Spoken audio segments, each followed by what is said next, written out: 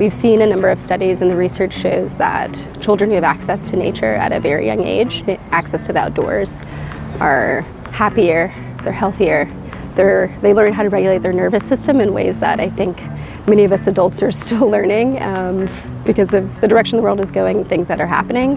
And so exposing children to nature, trails, the outdoors at an early age makes them better adults, better humans. I think it makes them understand the land, their connection to the earth, and has numerous benefits that I think a lot of us adults are trying to make up for lost time.